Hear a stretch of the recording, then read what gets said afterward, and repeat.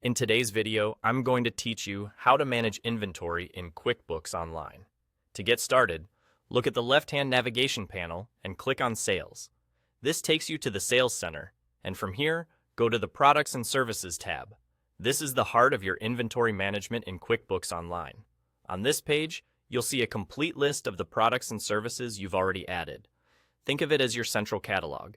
If inventory tracking is enabled in your company settings, you'll notice columns like Quantity on Hand, Reorder Point, and Status, which help you keep a close eye on stock levels and availability. You can use the search bar at the top to quickly find items by name or SKU, and the filters are handy for focusing on specific types, such as inventory, non-inventory, or services. Sorting by column headers, like name or quantity, makes it easier to spot what needs attention. From this same screen, you're able to manage, edit, add, and remove any products or services. To edit an existing item, find it in the list and open its details.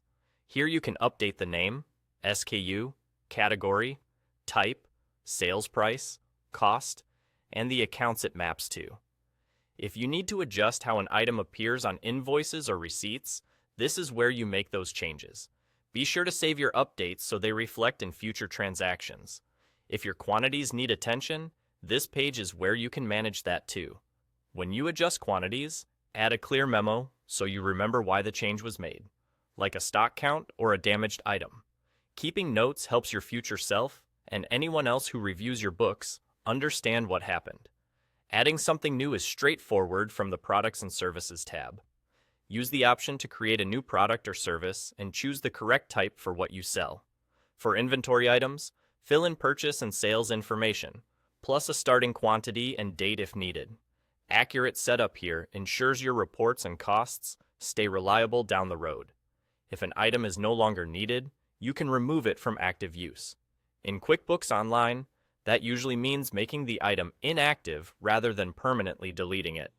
This keeps your historical records intact while cleaning up your list. You can reactivate it later if you need it again.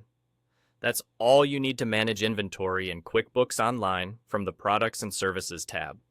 With these tools in one place, you can keep your catalog organized, quantities accurate, and your sales flowing smoothly.